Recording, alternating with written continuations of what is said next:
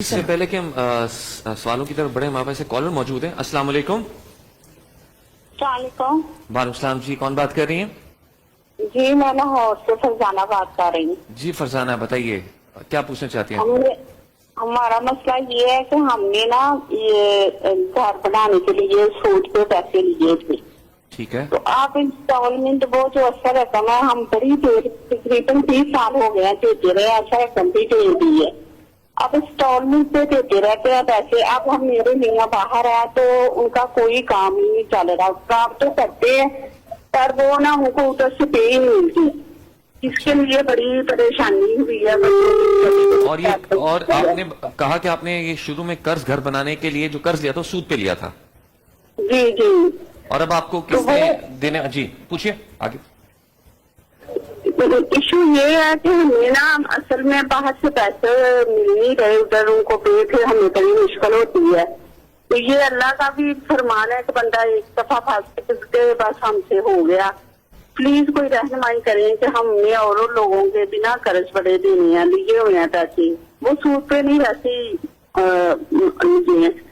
تو پلیز کوئی بتائیں کہ جس سے یہ چھٹکارا حاصل ہو جائے ہمارا. انہوں نے گھر لینے کے لیے قرضہ لیا تھا سود پر اور اب وہ کہہ رہی کہ ان کے شوہر ملک سے باہر ہوتے ہیں, وہاں ان کی کوئی نوکری کا مسئلے ہیں, پیسے بھیجنے میں مسئلہ ہو رہا ہے اور مزید لوگوں سے قرض لیا ہوا ہے. تم کیسے اس چکر سے ہم نکل سکتے ہیں؟ باہر نکلیں. ایک پہ ایک قرض, اور ایک پہ قرض چڑھ گیا ہے اور اب اس سے نکلنا چاہ رہے ہیں. دیکھیں مسئلہ یہ ہے کہ یہ سود ایک ایسی لعنت ہے کہ جو انسان کو اپنے پیروں پر کبھی کھڑا نہیں ہونے دیتی.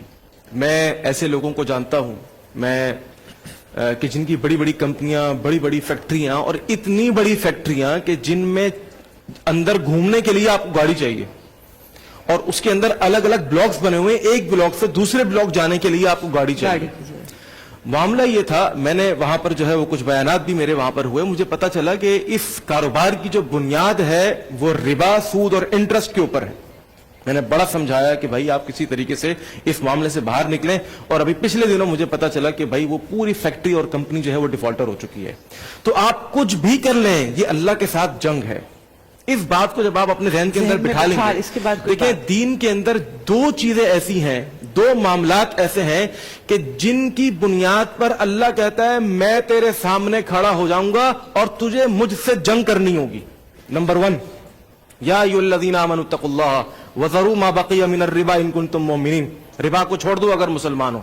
فإن لم تفعلوا, اگر ایسا نہیں کرتے, فأذنوا بحرب من اللہ ورسولہ, تو پھر تیار ہو جاؤ میدان جنگ کے اندر کھڑے ہونے کے لیے. اس میدان جنگ کے اندر کوئی کافر, کوئی مشرک تمہارے سامنے نہیں ہوگا, تمہارے سامنے اللہ اور اس کا رسول ہوگا. نمبر 1. نمبر 2, حدیث میں آتا ہے نبی علیہ السلام نے فرمایا من عاد لی ولیا فقد آذنتہ بالحرب. اگر کوئی انسان میرے دوست کے ساتھ, میرے ولی کے ساتھ, میرے مقرب بندے کے ساتھ کہ جس سے میں محبت کرتا ہوں, اگر اس کے ساتھ وہ حسد کرتا ہے, اس کو ڈاؤن کرنا چاہتا ہے, اس سے جیلسی کرتا ہے, اس کو لوگوں کے سامنے ذلیل کرنا چاہتا ہے, تو وہ سمجھ لے کہ وہ اپنے رب کے ساتھ جنگ کے لیے تیاری کر رہا ہے. میں اپنی بہن کو یہاں پر مشورہ یہ دینا چاہوں گا کہ کسی بھی طریقے سے اس معاملے سے باہر نکلنے کی کوشش کریں. رشتہ داروں سے بات کیجئے, ان سے جو ہے وہ قرض حسنہ لینے کی کوشش کیجئے, تعلقات والوں سے رابطہ کر کے ان سے پیسے لے کر جو سود ہے اس برائی سے باہر نکلیں. ورنہ میں ایک بات بتا دوں, مکان بیچیں, چھوٹے مکان میں جائیں اور پیسے واپس دیں تاکہ سود کی برائی سے نکلیں, بچے بچے. واہ جی. السلام علیکم, ہمارے ساتھ ایک کالر ہیں. السلام علیکم. وعلیکم السلام. جی کون بات کر رہے ہیں؟ جی میں شان بات کر رہا ہوں کراچی سے. جی میرا علماء کرام سے سوال ہے, خصوصی طور پر جو فقہ جعفریہ سے جن کا تعلق ہے ان سے, کہ آج کل پاکستانی قوانین کے مطابق خلع کی صورتحال کچھ زیادہ ہی بڑھتی چلی جا رہی ہے, اور عدالتوں میں جو خلع دی جا رہی ہے اس کے مطابق آپ کا جو ٹاپک چل رہا ہے امانت کے طور پر, تو جو امانت کے طور پر اگر کسی لڑکی کی شادی ہوتی ہے اور اس کو لڑکے کی گھر والوں کی طرف سے یا لڑکے کی ساس کی طرف سے کچھ تحائف, خصوصی طور پر زیورات جس میں سونا شامل ہوتا ہے, تو کیا اگر لڑکی اس بات پر شوہر سے علیحدگی اختیار کرتی ہے کہ میں نے اس کے ساتھ نہیں رہنا, بس مجھے یہ نہیں پسند, تو پھر کیا ہمارا اسلام اس بات میں کہتا ہے کہ چونکہ لڑکا تو گھر بسانا چاہتا تھا, لڑکی رہنا نہیں چاہتی تھی, تو پھر کیا لڑکی کو چاہیے کہ وہ خصوصی طور پر سونا، کیونکہ آج کل اتنا مہنگا ہو گیا، اتنا مالی نقصان نہ پہنچائے اور وہ سونے جو زیورات تھے وہ واپس کریں. جی علامہ جی میسمی صاحب. معذرت کے ساتھ دیکھیں، فقہ جعفریہ میں تو بالکل بات واضح ہے. کورٹ کی خلا شرعی طور پر صحیح نہیں، اور کورٹ کی خلا کی بنا پر وہ خاتون ادعا کر کے دوسرے کسی سے شادی نہیں کر سکتی. فقہ جعفریہ کے طریقے سے طلاق ہوگی، جو کہ بہت ہی مشکل عمل ہے، لیکن ہے، ہم ذمہ داری ادا کر رہے ہیں. اب خلا میں نہ صرف مہر معاف کی جاتی ہے، بلکہ اور بھی جو چیزیں ملی ہوں اگر شوہر شرط کرتا تو معاف کرنی پڑے گی. یہ نہیں ہو سکتا ہے کہ آپ خلا لیں اور بولے مال بھی میں رکھوں گی. آپ کے پاس جو چیز آئی ہے وہ آپ شوہر کی اس کو لوٹا دیں اور آپ الگ ہو جائیں. مال رکھوں گی، خلا بھی لوں گی، میری زندگی صحیح نہیں چل رہی ہے، یہ شریعت کے قانون کے مطابق نہیں. البتہ بہتر یہ ہے کہ دونوں ساتھ بیٹھیں اور بیٹھ کر دیکھیں کیا ضروری کہ طلاق گالیوں پہ ہو، کیا ضروری کہ طلاق بدتمیزیوں پہ ہو، کیا ضروری کہ طلاق جو ہے ایک دوسرے پہ تہمتیں اور الزام اور غیبت پہ ہو. ہمارے پاس کیس آتے ہیں، میاں بیوی دونوں آئے، انہوں نے کہا ہم آگے نہیں بڑھنا چاہتے. کیا طریقہ کار ہے؟ یہ طریقہ کار ہے. میں نے کہا اللہ آپ لوگوں کو خوش رکھے کہ آپ لوگوں نے ایک دوسرے کا احترام کیا، اور اس پہ لکھا ہے کہ ہم کسی پر کوئی الزام نہیں لگا رہے، کسی پہ کوئی تہمت نہیں لگا رہے، ہم دونوں کے مزاج نہیں ملتے ہیں، ہم الگ ہو رہے ہیں. اس پہ اللہ بھی راضی ہے، اللہ کا حبیب بھی راضی ہے، اور معاشرے میں لوگوں کی جیسے بتایا نا اللہ کے ولی، رسول اکرم نے فرمایا کہ جس نے میرے دوست کے ساتھ زیادتی کی اللہ تعالیٰ اس سے جنگ کرے گا. تو یہاں پر یہ بیوی تھی تمہاری، سالوں سال تمہارے ساتھ رہی، یہ شوہر تھا سالوں سال تمہارے بچوں کی ماں ہے، تمہارے فیوچر انہی کا ہے. سب چیز اپنی جگہ پر ہے. جدا ہونا ہے، شریعت منع نہیں کرتی، اگرچہ کہ طلاق پہ کبھی اور گفتگو ہو جائے، لیکن محبت احترام نہیں رہا ہے تو عزت سے الگ ہو جائیں، اللہ تعالیٰ کو پسند ہے. جی علامہ نسیم احمد صدیقی صاحب، میرا سوال یہ کہ جب ہم امانت کی پاسداری کی بات کرتے ہیں تو اس میں صرف مال کے حوالے سے امانت کی پاسداری آتی ہے، یا اس میں عہد بھی شامل ہے، اس کے اندر راز بھی شامل ہے، اس میں کیا کیا چیزیں ہیں؟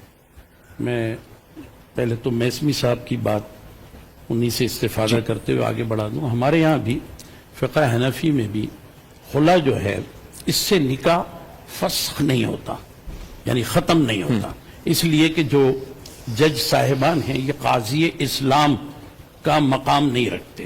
شرعی طور پر انہیں یہ حق حاصل نہیں ہے کہ وہ خلا دے کر کے علیحدگی کرا دیں. ہاں، باہمی عزیز و اقارب کسی نشست میں بیٹھ کر بات کریں اور خوش دلی کے ساتھ، خوش اسلوبی کے ساتھ ان کے درمیان جو ہے معاملات طے کر دیں، تو وہ اگر الگ ہونے پر رضامند ہیں تو الگ ہو جائیں گے، اور اگر ساتھ رہتے ہیں تو بھی. اور وہ جو ایک سوال ہوا تھا کہ جو زیورات وغیرہ، تو یہ تحائف ہیں، ان تحائف کو طلاق دینے کی صورت میں بھی واپسی کا تقاضا نہ کیا جائے، یہ بہتر ہے. اللہ سبحانہ و تعالیٰ عز و جل نے ایسے شخص کے لیے کہ جو کوئی احسان کرتا ہے اور پھر اس کی واپسی کا تقاضا نہیں کرتا، جو کچھ بھی ہے، ملبوسات ہیں، زیورات ہیں، اگر وہ اپنی منکوحہ کے پاس رہنے دے تو یہ زیادہ بہتر ہے اس کے حق میں. اور جو آپ نے ابھی بات فرمائی امانت کے حوالے سے، تو دیکھیے صرف رقم ہی امانت نہیں ہوتی. کوئی بات کر رہے ہیں اور ہم نے یہ کہہ دیا کہ بھئی یہ امانت ہے، یعنی آپ تک ہی رہے، آپ سے آگے نہ جائے، تو قول کی پاسداری کرنا یہ بھی امانت ہے. اسی طریقے سے اور بھی کچھ باتیں، جیسے اپنے گھر کی باتیں، اپنی پرائیویسی کو اگر کوئی کسی وجہ کے تحت بیان کر دیں، جیسے ڈاکٹر سے بیان کرتے ہیں، وہ تو معالج ہے نا ہمارا، بالکل. تو ڈاکٹر سے ہر شخص جو ہے، ہر کپل جا کے اپنی پرائیویسی کی بات کر لیتا ہے، تو ڈاکٹر کے پاس یہ امانت ہے، وہ کسی اور کو نہ بیان کرے، نہ کرے. جی امانت کا بہت خیال رکھنے کی ضرورت ہے. اور اس سلسلے میں بہت ساری پیارے آقا علیہ الصلوۃ والسلام کی احادیث مبارکہ موجود ہیں. اور جیسے میں نے عرض کیا کہ قرآن مجید میں سورہ حجرات میں بھی امانت کے حوالے سے بات کی گئی ہے کہ جو بات سنو اس کو اگر تم نے بغیر تصدیق کے آگے بڑھا دیا پھیلا دیا تو وہ افواہ ہے، اور افواہ سے فساد پھیلتا ہے، معاشرے میں انتشار پیدا ہوتا ہے. تو اس طور پر ہر بات کی تحقیق کر کے پھر اسے آگے کرنا چاہیے.